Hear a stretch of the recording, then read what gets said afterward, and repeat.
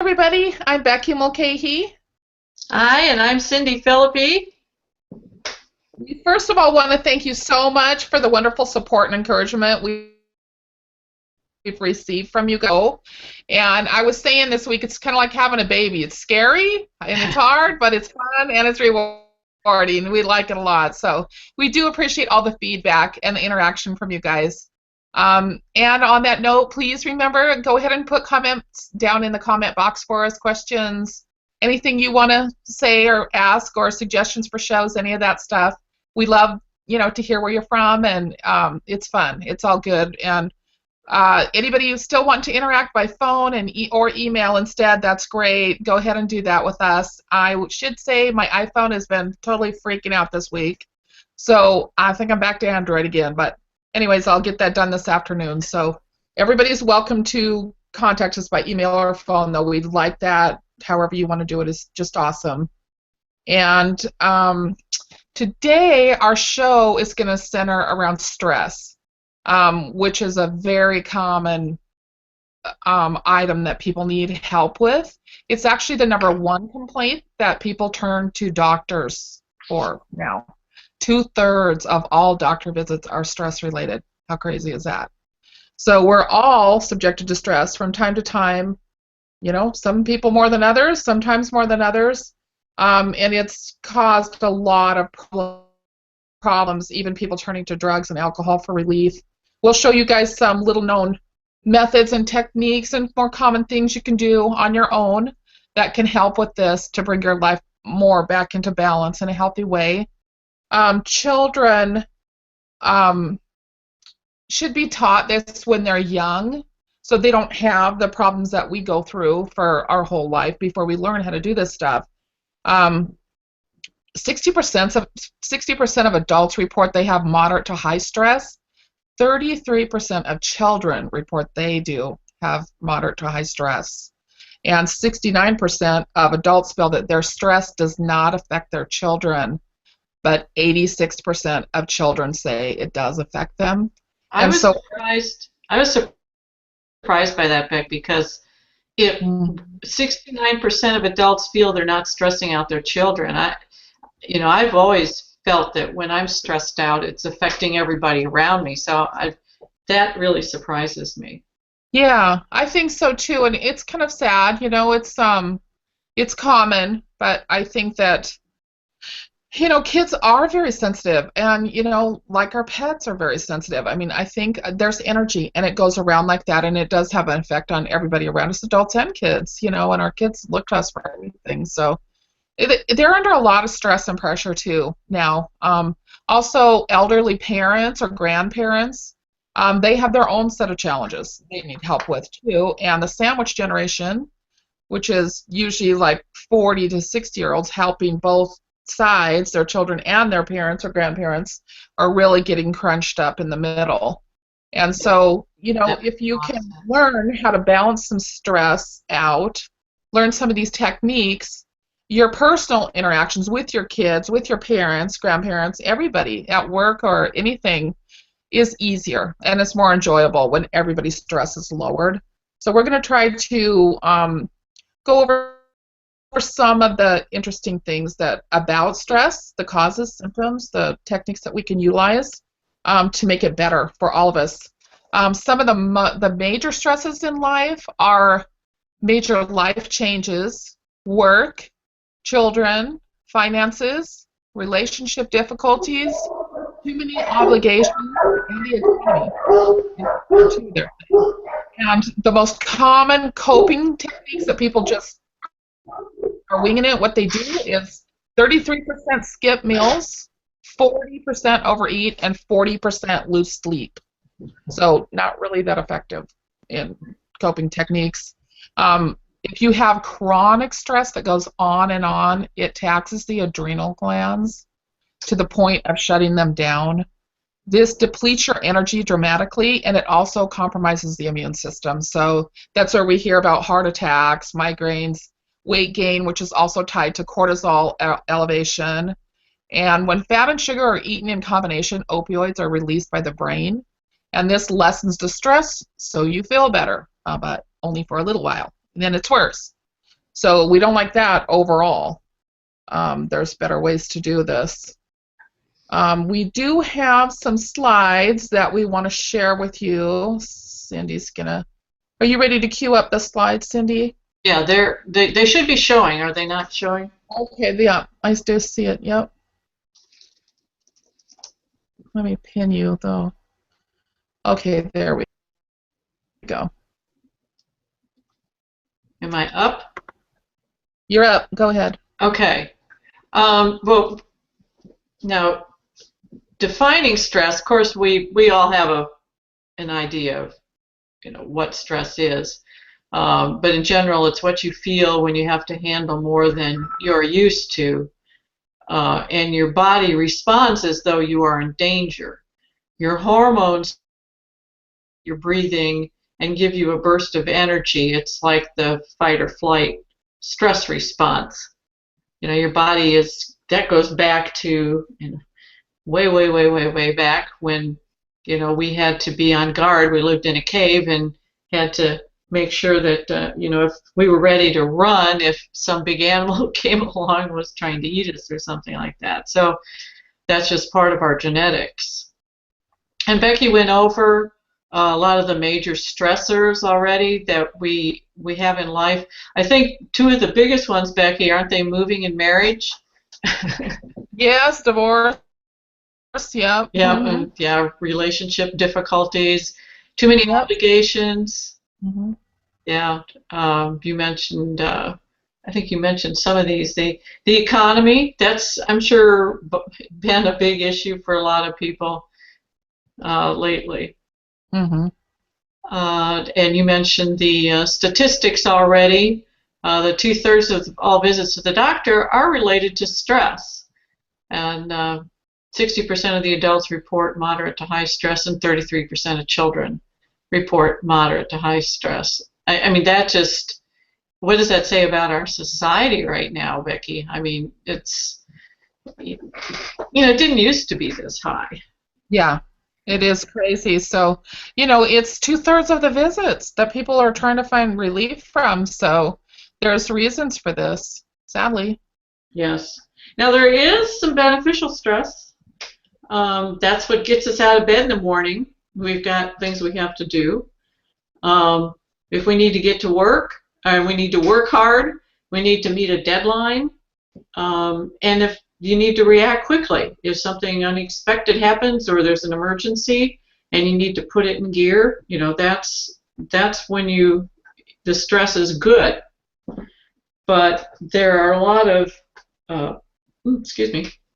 a lot of bad side effects from stress, and it happens when we stress too often or it lasts too long. And some of the problems that we have are headaches, stomach ache, back pain, trouble sleeping. It weakens our immune system, which we'll talk about nutrition later, but that's why you have to have good nutrition to counteract it, because it helps to keep your immune system functioning properly, to keep you well. The stress can make current health issues that you have worse. Again, another issue where nutrition is key. It can make you moody, tense, depressed. Your relationships can suffer. Your work and your productivity suffers. You can have problems at work, on your job, just all kinds of stuff. So now here's the, did you have any other comments on that, or should we just hop right into how to lower it, Becky?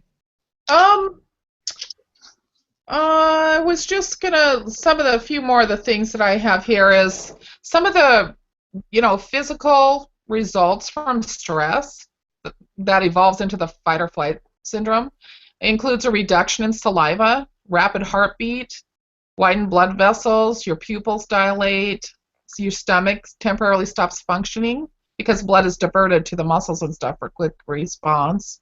And your muscles are very tense and ready for action, and the body releases epinephrine and norepinephrine. So that's some of the different things that happens within you. And then every cell, when you're stressed, every cell is stressed within seconds when that happens, because the large blood vessels are very close to the adrenal glands for fast response time. in case of danger or emergencies. And so this all happens very quickly, and your body's flooded with these hormones that can last for a long time. Okay. Did That's we didn't mention here just real quick? Put a comment, or did you? You know, I might have missed it when I was doing my setup about making sure you put comments below if you have any questions as we go along. Mm-hmm. Yeah, I mentioned it. Okay. I was so involved in setting up the intro and stuff, I missed that. Okay. Then our next slide goes to how to lower it. So some of the techniques for doing that is managing your time better, prioritizing, setting a schedule.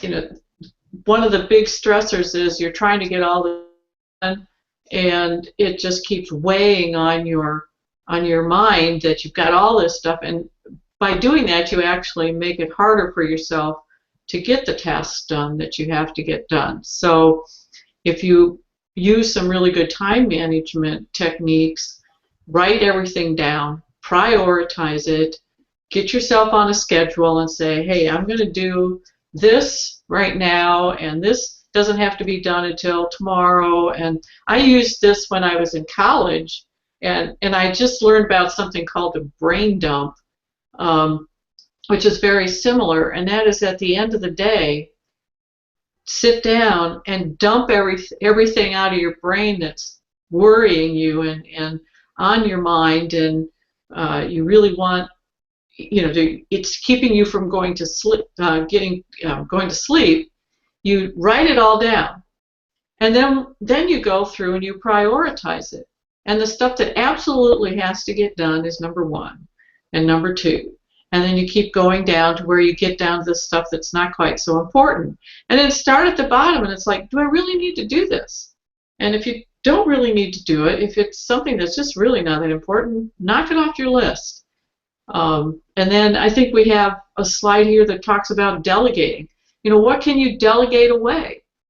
You know, ask people for help. Figure out the stuff that you don't absolutely have to have. And then in college, what I would do is I'd print out a calendar or make myself a calendar and start with like when my tests were and write down when my tests were. And then work backwards. Now I had to study this much by then and this much by then. And once I could visually see it on a calendar, it really calmed me down because I felt like I had control of it again, and that's so important. So time management techniques and all that just really, really are important. Taking care of yourself, eating well, don't smoke and limit your alcohol, which you know, those are stressors to your body.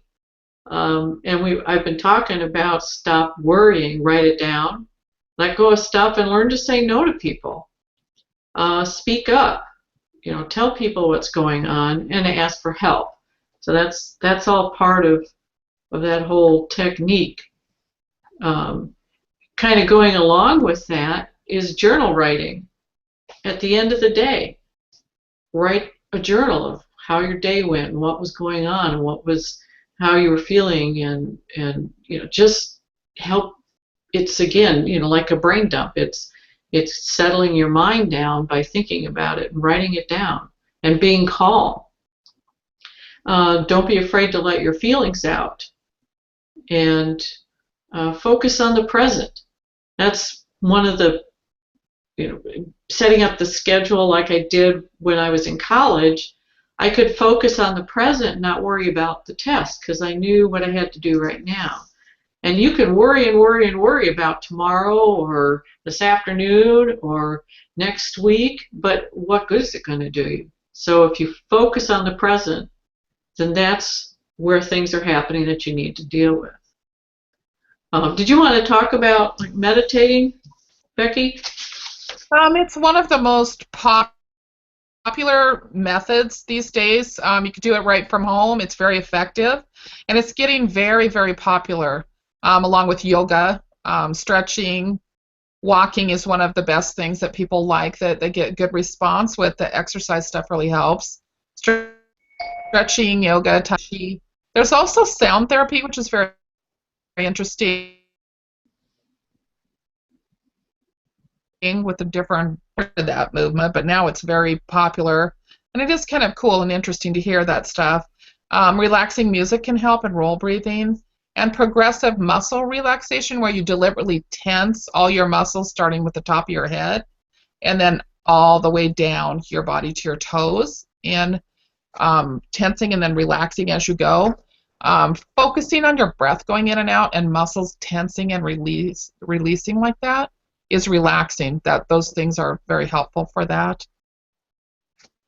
Yeah, and there's you can get tapes and books, self-help stuff, or go take a meditation class, and connect up with other people who are interested in that type of thing, and get support, and network with people. And then there's this new site out called Calm.com, and that is really cool. You can set it to play calming music. It has calming pictures, and you can set it for a certain amount of time.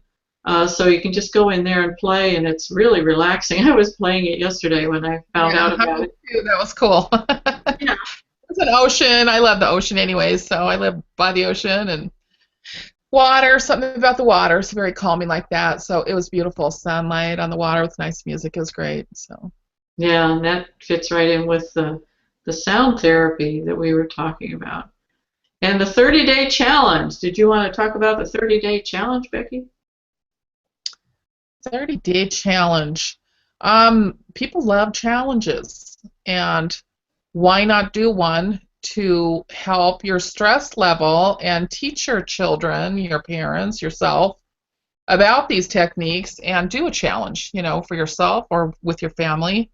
Some of the things you can do in the 30-day challenge: set your priorities of what's important and let the other things go. Figure out tasks that you can share or delegate, and ask for help with things that you need help with.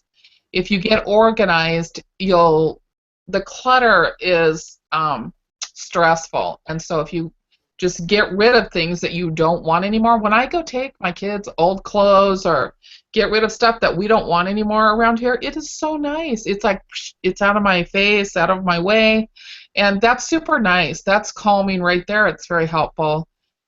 Set short-term goals that you can reach, each of you, and then reward yourself for meeting them.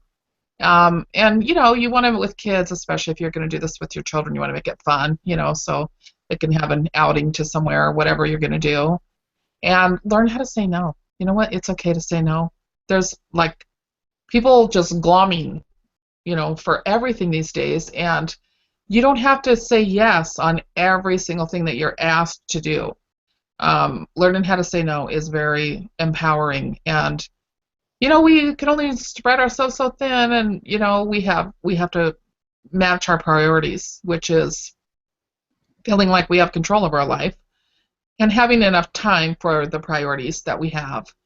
Also laughing. We have a coffee shop in Bellingham, Washington, called Supreme Bean Coffee Cafe, and there's a lady, one of my customers comes in there, and she actually leads a class up there on laughing. And she comes in, she's all about that, and it's very proven, the health benefits of laughing. And I'm like, how do you just laugh on cue or in a course or whatever? But she's done this for years, and people love that class. And I guess it has tremendous health benefits to it, and she's really a darling lady, so it must be working. Okay, so, and then you guys can pick music that you want to do for your 30-day challenge, relaxing music that everybody likes. Of course, the yoga, rebounding. If you get one of the better quality rebounders, and you do it at a certain speed, it actually is is the best thing for moving your lymph through your body, which is a cleansing system. But it's not on a circulatory system. It takes muscle tensing or rebounding to move it through your body. So rebounding is very helpful with that. Tai Chi is very popular. And talking to each other or teaching your children that to talk about things, issues that are bothering them with either friends or family members, um, just letting those feelings out is very calming and also bonding, within a lot of cases. So those connections with other people are very important. People live much longer that have more family and community connections. The more you have, the longer you live. And it's also the same with pets. If you have pets, cats or dogs, they're shown to live longer if you have pets. Um, Something about the interaction, stroking the pets, and it works. Yeah. And also setting aside some time to be alone, and it's, what, it's really hard to sit still. It doesn't sound very hard.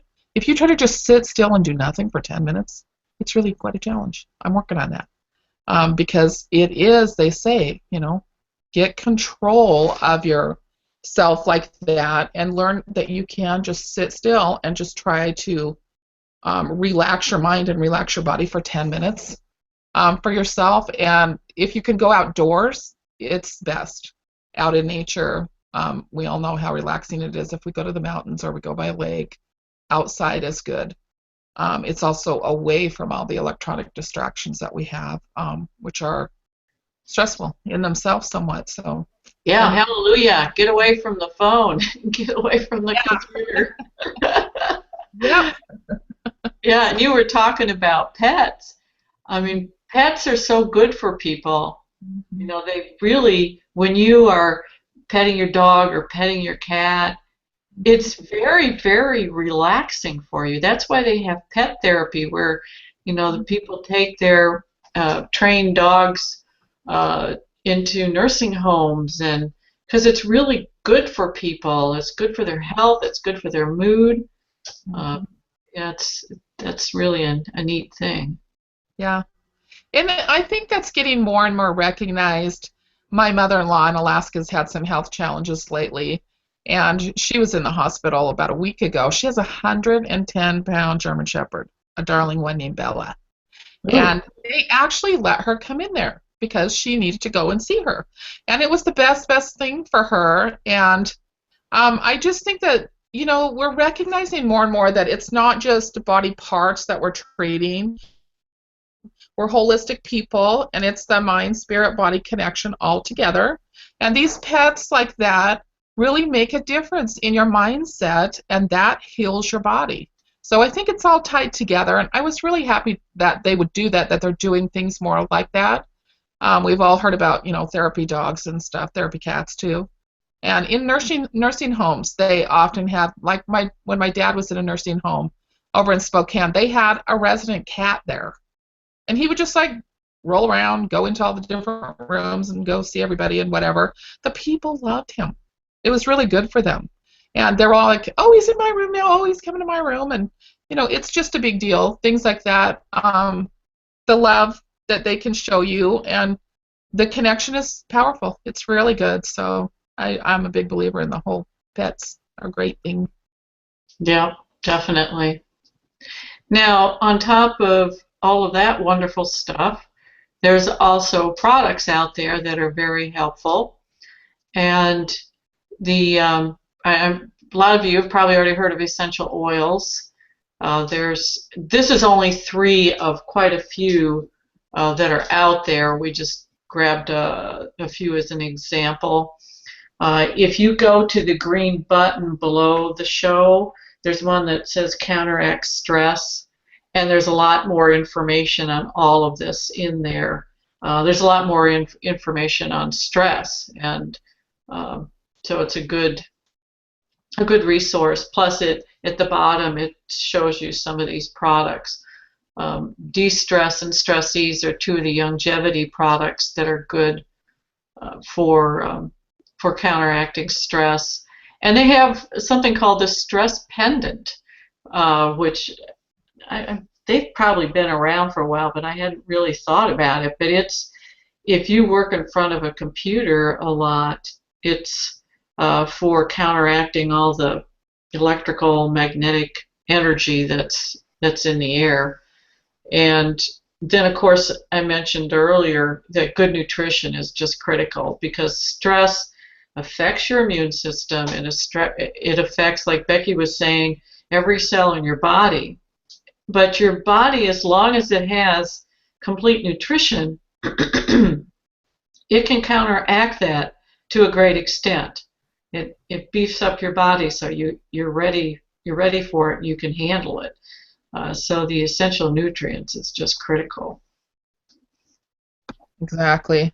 And you burn up a lot more nutrients when you're under stress. B vitamins are super critical. The de-stress is full of high B vitamins. And it is a safety network, just the 90 essential nutrients that we all need every day of our life. It's a good safety net, and you're going to keep yourself from getting sick, because if your immune system's compromised, your kids are in school, they're picking up all the cooties, and then it's all getting shared around. You can ward off a lot of that stuff with a healthy immune system. So de-stressing techniques like this, and then the nutrients that your body needs to protect itself, are a great combination. Definitely. So go to that de-stress button below, and in that link there's another video on stress, and there's some more information on how to de-stress and things to do with some of the things that we just went over. And then it also has some of the products that you can get that are very helpful if you're under a lot of stress. Absolutely. Okay, so that's the end of my presentation as far as so come back. Hey, where's Cindy? I'll find me here. There we go. Oh, there we are. It always takes a couple, 3 clicks before it'll show me back on.